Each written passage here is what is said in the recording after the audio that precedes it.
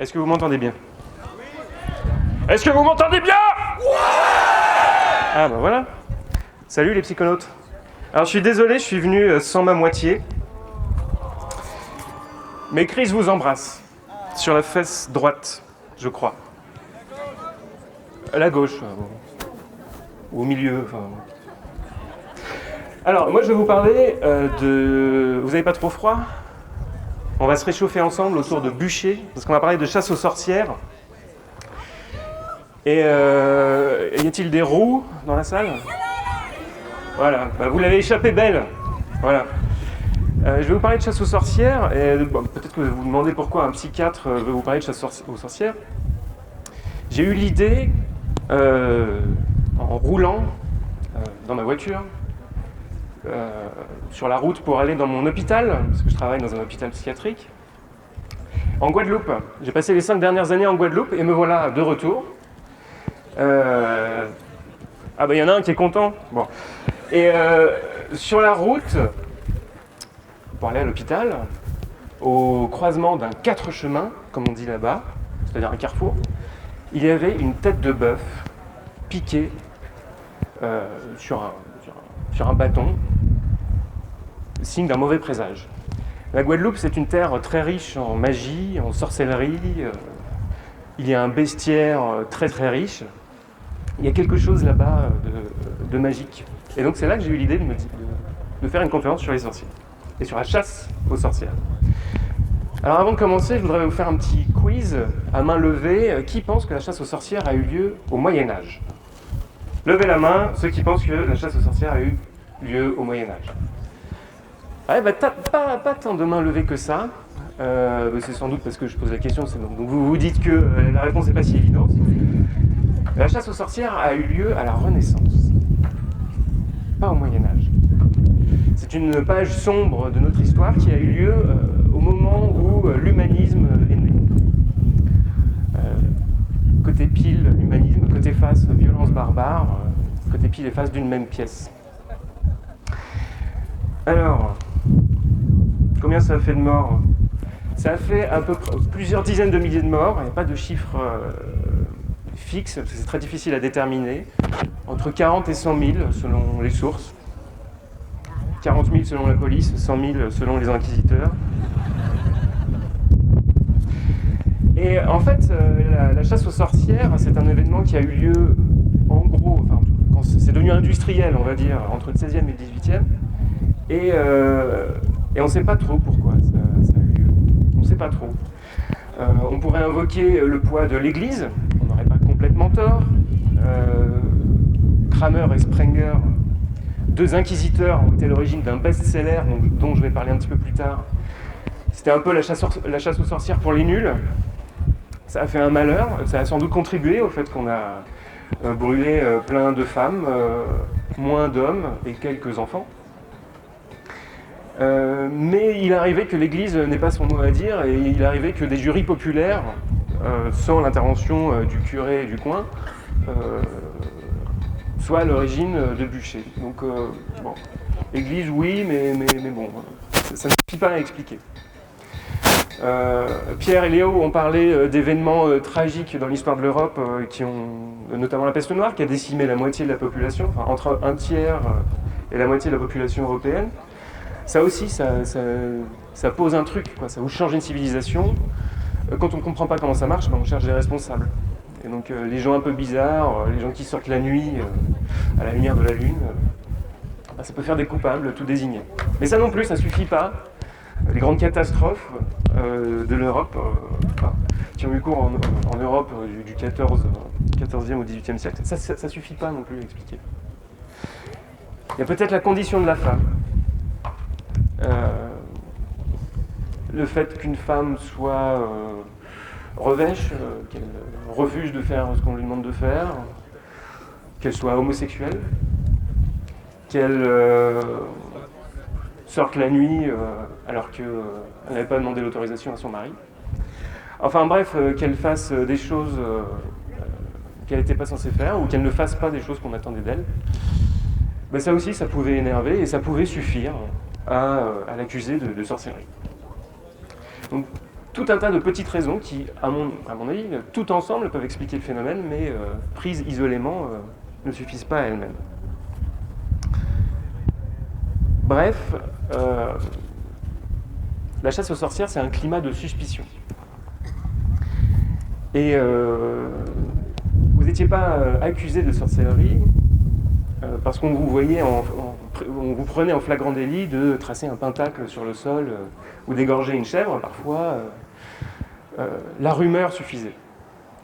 La rumeur suffisait et parfois une accusation d'un voisin malveillant, une bête qui meurt, le voisin accuse la voisine, ça suffisait à vous faire arrêter.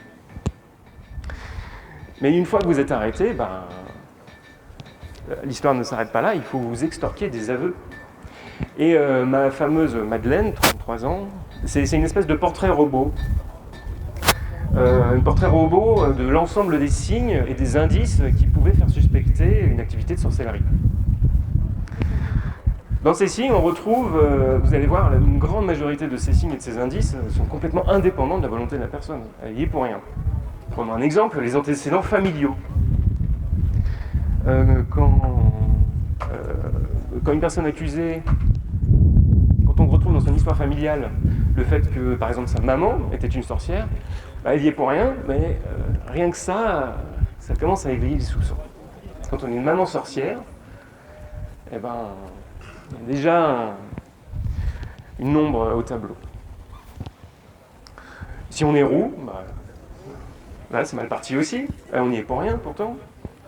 Si on est nez coiffé, je ne sais pas si vous savez ce que c'est que les nez coiffés. Il y a quelqu'un qui sait dans la salle ce que c'est qu'un nez coiffé? Ouais. Alors le placenta ou le sac amniotique, effectivement. Dans de très rares cas, au moment de l'accouchement, le sac amniotique n'est pas rompu et l'enfant naît avec le sac amniotique, soit qu'il l'entoure au niveau du corps, soit qu'il l'entoure au niveau de la tête. Et c'était un événement tellement rare que ça a éveillé des hypothèses surnaturelles, mais pas qu'en Europe, partout dans le monde. Donc quand on était né coiffé, on nous imputait déjà des dons paranormaux, etc. Donc Madeleine, la pauvre, elle est née coiffée, déjà, on disait d'elle qu'elle était un peu bizarre. Antécédents familiaux, antécédents néonataux, antécédents médicaux. Madeleine, la pauvre, est épileptique. Avant qu'on invente l'EEG, un appareil qui permet de recueillir l'activité électrique du cerveau, l'épilepsie, c'était un signe de malédiction. Il suffisait de faire une crise d'épilepsie sur la place du village pour qu'on se dise « Ouah, qu'est-ce qui se passe? Elle est possédée ou quoi ?» Et des antécédents, j'ai marqué antécédents psy, c'est pas très sympa. Madeleine, elle est un peu casse-pied, quoi. Elle a refusé un mariage arrangé, alors que ça aurait pu permettre de sortir sa famille de la panade financière. Alors, elle a refusé les avances sexuelles du maire. Elle se laisse pas faire. Et une femme qui se laisse pas faire, ça aussi, ça éveille les soupçons. Et Madeleine, en plus, elle fait du jardinage. Elle plante des plantes médicinales. Elle cultive des plantes médicinales. Si vous retrouviez avec du millepertuis dans votre jardin, là aussi on pouvait se demander si vous ne prépariez pas des décoctions, des filtres d'amour, ou des choses pour emmerder vos voisins. Donc voilà, avec ce portrait robot-là, vous vous faisiez arrêter facilement. Et à ce moment-là, pour être sûr, pour confirmer, pour faire en sorte que vous soyez coupable, on cherchait à vous extorquer des aveux. J'avais prévu de vous donner pas mal de détails sur la façon dont on s'y prenait pour extorquer des aveux aux pauvres femmes accusées de sorcellerie, mais ce serait spoiler la visite des souterrains de Montbazon. Donc je vais en dire très peu. Et je vous laisse la primeur de certains détails en allant faire la visite guidée qui est très rigolote. Mais quand même, je vais vous en dire quelques mots quand même. Je vous ai parlé tout à l'heure, dans l'introduction, de 2 inquisiteurs qui ont été à l'origine de ce best-seller, La chasse aux sorcières pour les nuls. C'est un livre qui s'appelle le Malleus Maleficarum, le marteau des sorcières. Vous connaissez l'expression, quand on n'a qu'un marteau en main, tous nos problèmes ressemblent à des clous. Le Malleus Maleficarum, c'était un guide pratique. Comment recueillir des aveux, quelles techniques utiliser, etc. etc. Et d'ailleurs, on utilisait les clous. Et est-ce que vous savez pourquoi on utilisait un clou à la recherche d'indices pouvant confirmer une activité de sorcellerie? En fait, quand une sorcière pactisait avec le diable, il la visitait. Je laisse le fantasme planer sur la façon dont il pouvait bien la visiter. Toujours est-il que là, sur le corps, là où le diable avait été en contact avec la sorcière, on disait que le diable laissait des traces, laissait des marques. Ça pouvait être des taches de naissance, ça pouvait être des cicatrices un peu bizarres, et ça pouvait être des zones d'anesthésie. Et comment on recherche des zones d'anesthésie? Avec un clou. Avec un clou, et puis on pique, on enfonce, et puis si elle crie, c'est pas là. Alors on cherche ailleurs, jusqu'à ce qu'on trouve à un moment où elle ne crie plus. Et là, on a trouvé une zone d'anesthésie, la marque du diable. On peut la brûler, on peut l'écarteler, on peut faire plein de trucs. Et ce qui est marrant, c'est que la chasse aux sorcières, en fait, c'est un climat paranoïaque. Et la paranoïa fait feu de tout bois. Si la femme accusée de sorcellerie finit par avouer, et je pense que n'importe lequel d'entre nous, soumis au dixième de ce qu'elle traversait, finirait par avouer n'importe quoi. Si elle finit par avouer, voilà, elle est coupable. Si elle reste stoïque, à ce moment-là, on peut la suspecter d'avoir pactisé avec le diable pour rester stoïque. On appelle ça un maléfice de taciturnité. Si elle tombait dans les vapes, ou si elle ne disait rien, on disait elle a le maléfice de taciturnité qui lui permet de ne pas parler. Donc on fait feu de tout bois. On fait feu de tout bois, et puis vous connaissez la suite, hein. On fait feu de tout bois. Au bûcher, exactement. Alors si elle n'est pas morte avant, évidemment. Il y avait quand même quelques exceptions. Avant d'aller au bûcher, les femmes enceintes, par exemple, on attendait qu'elles accouchent. Mais une fois qu'elles avaient accouché, au bûcher. Les enfants, mais c'était plus rare. Enfin voilà. Tout ça ne nous dit pas pourquoi, moi, psychiatre, je vous parle de ça, de la chasse aux sorcières. Où se trouve la psychiatrie là-dedans?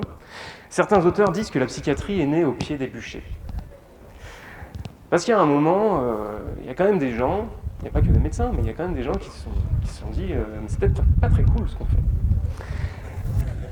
Et parmi ces gens-là, il y avait des médecins, et notamment une figure héroïque de l'histoire de la psychiatrie. On en a bien besoin en psychiatrie, des figures héroïques. Un médecin néerlandais qui s'appelait Jean Vière. Un médecin néerlandais du XVIe qui était appelé l'ami des sorcières. Qui a été le premier, ou un des premiers en tout cas, à dire « mais ces femmes-là ne sont pas des malfaisantes qui ont pactisé avec le diable, ce sont des femmes malades.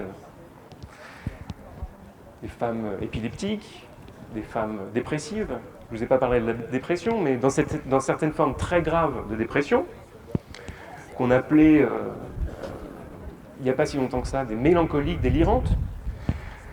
Donc dans des formes intenses et gravissimes de dépression, on peut développer un délire d'infestation, un délire de possession démoniaque, etc. Donc il y a sans doute, parmi les femmes qu'on a brûlées, des femmes qui étaient en état de dépression grave. Il y avait épilepsie, dépression, il y avait des délires, les fameux délires lycanthropiques, ceux qui vous font transformer en bête, ça c'est des délires, ce sont des maladies mentales. Et Jean Vière a en quelque sorte rédigé une espèce de contre-Malleus Maleficarum, considéré par certains comme le premier traité de psychiatrie. Une compilation de cas cliniques très détaillés, permettant de faire un peu la lumière sur les manifestations prétendues démoniaques de ces pauvres femmes qui étaient en réalité malades. Qu'est-ce que je voulais vous dire à propos de Janvière ? Il y a quelque chose de très important, c'est que Janvière était croyant et ne rejetait pas pour autant l'hypothèse de la possession démoniaque. Cependant, il disait oui, le diable a rencontré ces personnes, mais c'est parce que cette personne est malade, et donc dans un état de fragilité, que le diable, dans toute sa malfaisance, l'a visitée. Elle est une victime, et non pas un partenaire du diable. Je pense que c'est le mieux qu'il pouvait faire à l'époque. Il ne pouvait pas tenir un discours athée. Certains analystes pensent qu'il l'était, et que son discours n'aurait pas été audible s'il avait été plus loin dans la critique de la chasse aux sorcières. Malheureusement, il n'aura pas vu de son vivant la fin de la chasse aux sorcières, mais il a ouvert la voie. Et tous les professionnels de santé mentale, je les invite à leur rendre hommage. Et maintenant, vous savez qui c'est. Et je voudrais lui laisser la parole pour ma conclusion. Il disait : « Craignez-vous donc que ces pauvres femmes ne souffrent pas assez, que vous vous ingéniez à les faire souffrir encore ? Pensez-vous qu'il y ait au monde une misère pire que la leur ? Si elles vous paraissent mériter un châtiment, rassurez-vous, leur maladie suffit. » Merci de votre attention.